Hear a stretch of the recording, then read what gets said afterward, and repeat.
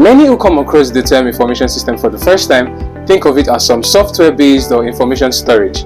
Well, the name doesn't sound that way. However, an information system is way bigger than that. So today we're going to be talking about a part of business information technology. I am Adegbangbe Pelumi and I'll be talking on information system for enterprises. And before we move on, I would like to define what information system is all about. Information system is the combination of software, hardware, and telecommunication networks to collect useful data, especially in an organization. Many businesses use information technology to complete and manage, interact with their customers, and to stay ahead of their competitions. Some companies today are completely built on information technology, the likes of eBay, Amazon, Google, etc. This opening chapter of business information technology would highlight the information system in action, the nature of information itself, and the four main components of every information system in an enterprise. You would see how information system discipline is evolving and why a solid understanding of this subject would give you a critical edge, regardless of your major or career path. This chapter would talk about the financial and asset management, its roles and its importance. It would also talk about human capital management. It would talk about supply chain management, customer relation management, popularly known as CRM, and finally to talk about ERP. So moving on to financial and asset management. In simple terms, financial management is the business function that deals with the investing of available financial resources of an organization in such a way that a greater success and return on investment is achieved. The financial management professionals plan, organize, and control transactions in a business. Information system in the financial and asset management focuses on how well the modules of the components of the financial management are well integrated to achieve optimal operations, and also extends to the integrations of the financial and asset management to other aspects of the business, such as human resource management, supply chain management, customer relations management, and the remaining.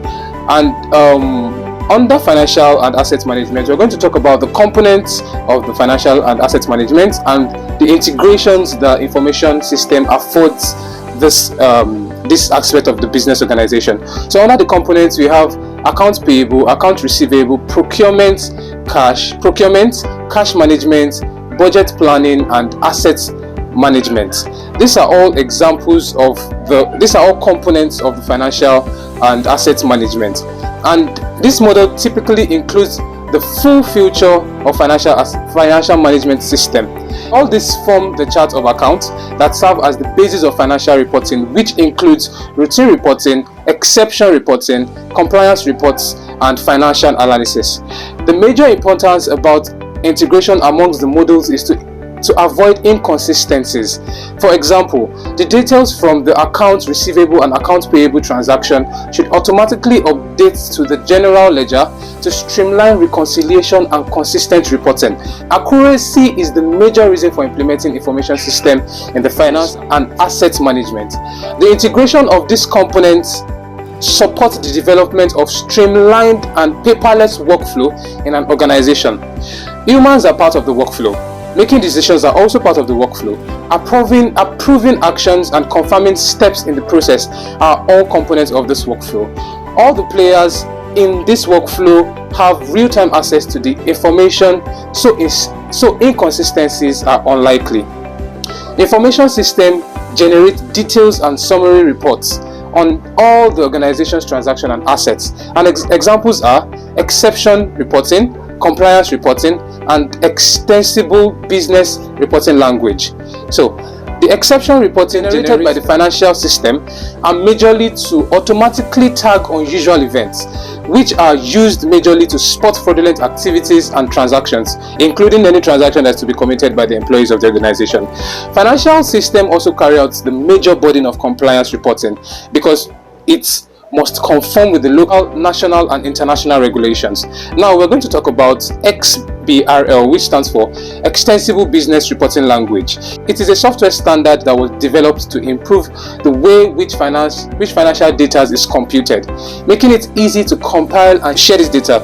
Electronic reporting is required for most countries. That means this reporting language is actually is actually necessary and required in most countries. The goal is to develop a common language for financial reporting, one that tags every individual items of data to make it understandable, transparent, and also computer readable for further analysis. It also eliminates the manual processes and greatly improves transparency. And finally, one of the importance of information technology to financial assets is to improve transparency. Like I have said earlier on, it removes inconsistency workflow of the financial and asset management. So I would hand over to Temiloluwa, and she'll be talking on human capital management. Human capital management covers a wide variety of administrative and strategic processes and practices, which include workforce planning, compensation planning, recruiting and hiring, onboarding, training, payroll, and some other practices. Human capital management works to maximize the value and return on investment of the people in an organization.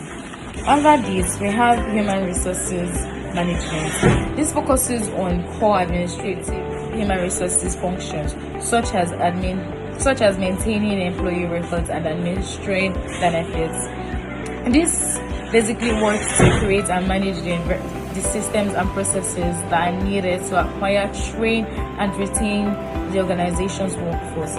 Speaking of workforce, we also have workforce management. Workforce itself refers to the total number of people who are employed in a specific company or who are given a specific task in the company. Workforce management is the way in which employers strategically allocate people and resources, track attendance, and comply with constantly changing workplace laws and regulations. We also have talent management. Talent management is how employers recruit and develop a workforce that is as productive as possible and likely to stay with them for a long time. When this is implemented properly, the process can help improve the overall performance of the business and ensure that it remains competitive in the society. We have human capital metrics. These metrics help businesses measure the value and effectiveness of human resources. We have turnover. Turnover is the complete sum of sales made over a given period. The percentage of the workers who have left or who leaves the company within a year can affect the turnover positively or negatively. We also have turnover cost. That is the expensive that is associated with replacing an employee, either tangible or intangible. Thus, you have the hiring cost, the training cost, and termination cost. We also have cost per hire. This is the average amount you have spent on new hires in a given period. This includes the agency fees, recruiter salary, and benefits that have been spent within that period. Then we also have human capital return on investment. This metric reflects the financial value added by the workforce as a result of the money spent on employees. This is produced by the organization expenditures on salaries, benefits, bonuses, and other costs for human talent. Then lastly we have employee satisfaction. This describes how satisfied and content the employees are with elements like their jobs, their employee experience, and the organization they work for. This is usually assessed through employee surveys or exit interviews. That being said, the next subtopic would be on supply chain management. We're talking about SCM, which is supply chain management, and it refers to the strategies that optimize the flow of products and services from their source to the customers. And depending on your type of business, the chain can stretch from suppliers to suppliers all the way to customers. Now, the ultimate goal of this is to ensure that supply aligns with demand so that the right products can be delivered to the right place and at the right time.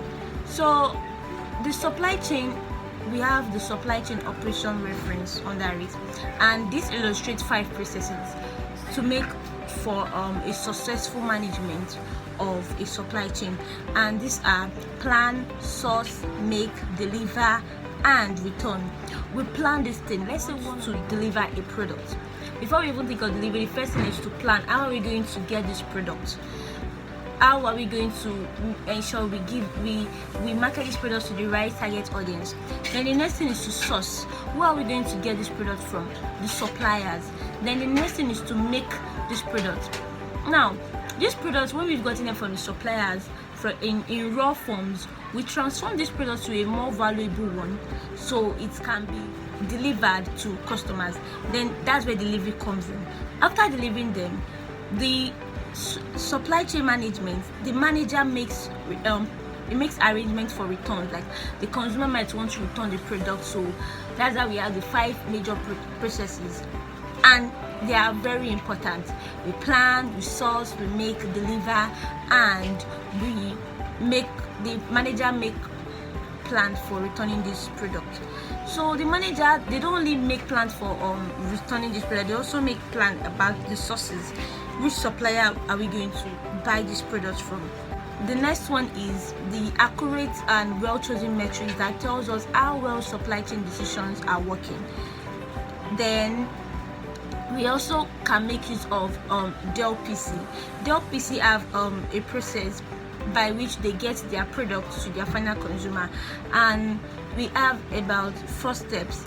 The first one is the Dell website, where the consumers, they go there to customize and place their order for the Dell PC. Then the Dell order facility, this is where order are processed, they are transmitted to the PC manufacturer and they monitor the supply in this place. So at this stage, the process branches out into 2 steps. That is the Dell order facility, and these 2 steps are: we have the Dell PC assembly. They assemble this PC so that it can be shipped, and monitor plans leading to monitor shipped. Then both PC and monitor are shown to reach the consumer at the same time. So what is this SCM about? Under the supply chain management, we have the supply chain planning software that predicts demand and supply. We have the warehouse management software where we can actually allocate space where we can put this product. Then we have the transportation management software that take care of logistics and shipping. Then we have the manufacturing execution system to manage activities and flow of manufacturing process. Then we also have the global trade management software to ensure compliance for transactions for importers and exporters. All these are very necessary to make up for the success of the supply chain management. So the secret to an excellent supply chain management is collaboration. When I'm talking about collaboration, I'm talking about the internal and external factors that are responsible for supply chain management, and which are the partners, the suppliers, the customers. These people have to come together and collaborate, and this will make up for a successful and excellent supply chain management. So moving on to the next topic, which is the customer relationship management, will be taken by Priska. Now, customer relationship management covers all of the strategies, the processes, and the information systems that a management actually uses to build and maintain good relationship with their customers. Now, be it the old customers, the existing customers, or the prospective customers. Now, we're talking about people like the sales representatives, the customer representatives, basically those that have the link, the interactive link with the customers, those that bridge the gap between the customers and the company. Also processes that are involved with marketing, sales, accounting, product management, and manufacturing actually benefit from customer relationship management. Now, there's some things to bear in mind when it comes to customer relationship management, and the first thing is customer retention. It is more difficult and expensive to get new customers as opposed to retaining existing ones, and you might find the existing ones more profitable. Now, this is due to the fact that the necessary trust has been built, and of course they must have enjoyed the last customer service. And a good way to actually improve retention is actually to stress customer satisfaction, whereby you give reviews of what your customer service was, or what the customer actually felt like you delivered your service or products to them. Also loyalty rewards and the perks of being an existing customer. Next is profitability. Another very important customer relationship management is devising means to actually reduce cost of serving each customer without having to reduce their satisfaction. For example, it is very easy and cost saving to actually call my customer care representative for my network provider service if I'm having an issue to lodge a complaint, other than going all the way to their office. Next up is revenue. Here, strategy includes to actually find new customers as well as trying to earn more on the existing customers using tactics like cross-selling and upselling. Now, this is basically when you just recommend products or services to your customers that can help to expand the products they already have. Take for example, I go to Ikeja and I go to buy a new phone, and I'm just told to actually get like a protective case for the phone. That is an example of cross-selling. Or whereby I walk into like an eatery and I ask for chicken nuggets and they just ask me if I would like to have fries with it. That's an example of the cross-selling. Listening to customers. Now, a very good way to achieve this is by putting out surveys. Now, when you do this, your customers will be able to give you feedback, and then using CRM software, you can then analyze what your customers say or think about your products or services. However, opinions can also be classified with software that scans text, comment boxes, social media, blogs, and etc. There are customer relationship management technologies that actually help to improve customer relationship, such as email marketing. Now, this is a large focus as it has become of age, even like before social media. Now, this information system actually helps to provide extensive tracking capabilities and actually give reports in details about how the customer behaviors are being when they see their messages, how many people have actually seen messages, how many messages have been sent, how many people have actually forwarded messages, how many people have clicked on the link. And also some of the companies have their system software that allows personalized messages to be sent automatically to the contact on the database. Salesforce automation. This actually helps to boost the performance of the sales representative of an organization by helping them to track and manage the accounts, the leads, and the contacts. It just helps to develop their proposals, their to-do lists, and their quotes for their clients. It helps to assist their manager in evaluating success for their sales team. When it comes to customer service and support, CRM helps to make major improvements and to reduce costs. Now, take for example, if I'm using MTN and I'm trying to reach your customer care line, I'll be told that I have a number of people waiting to be attended to before it gets to my turn. I'll be told the approximate time that I will have to wait, and they'll also let callers know if they want to get like to reroute their calls to go to. They will offer many options. They will just make it known.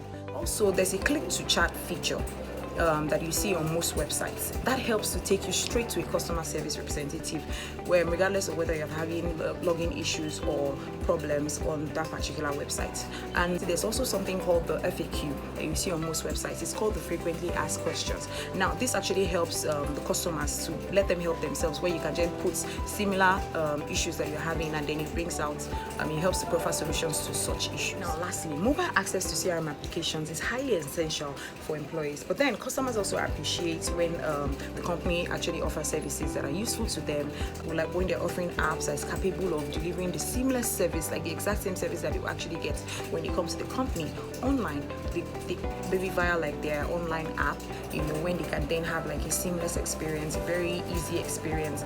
Take for example, I want to book a flight to Abuja for next week. Instead of having to go all the way to the airport facing Lagos traffic, I could just get the mobile app and just book my flight. It makes things more easy, thankfully, to CRM applications. Now we move on to enterprise resource planning. I'll be speaking on enterprise resource planning, which is shortly called EPR. EPR is the integrated part of a business processes, often in real time, mitigated by software development, procedures, and processes. We all know basically that we are in a very technological era whereby most daily activities of a business can be carried out technologically, which makes things very fast. The EPR produces the ability to automate repetitive business tasks such as the payroll, the invoice, the order processing, the deployment, which maximizes time spent on data entry of all these processes. It reduces error, less employee focus more on value-added taxes, and the EPR has various components. The various components of the EPR are the finance, the human capital management, the customer relation management, manufacturing and logistics, product life cycle, supply chain, in customer relationship. I will talk about the finance aspect of it. The finance aspect, the EPR has a process of taking on general ledger, cash payments, accounts payables, accounts receivables, while the human capital management has the aspect of the human resource, the payroll, the benefits, the professional development, the time and attendance, while the manufacturing has the benefit of production management, workflow management, quality control processes, as well as scheduling production time, while the supply chain has the order entry, the purchasing, the logistics, the transportation, the inventories and warehousing, as well as management, while the customer relation management aspect component of the EPR, it focuses more on marketing campaigns, salaries, sales focus support, sales planning and forecasting, leading management, as well as e-commerce. We all know e-commerce is the new thing in town. It will surely stay for a very long time. Then we have the benefits. The EPR has its own various benefits. It enhances reports. It provides coordination management, cost effectiveness, and precise planning. It also has a support back office business processes and modulars. It is an integration strategy which has its own integration approach, description, pros, cons. I will shortly talk about the integration approach, which one we talk about engineered suite, which has the description built for the ground up with a consistent user interface, integrated backend database. The pros of this is the data integrity is very high with consistent updates and non-duplicated element. The cons is the modulars are highly independent, so organizations have to plan and also upgrade all systems towards switching costs, which is high. The second integration approach is the suite with synchronized modulars. The description: vendors provide waves to correct and synchronize system. The cons: a common vendor provided architecture overlays the system, while the last one is the best of breed suits. Thank you for your time.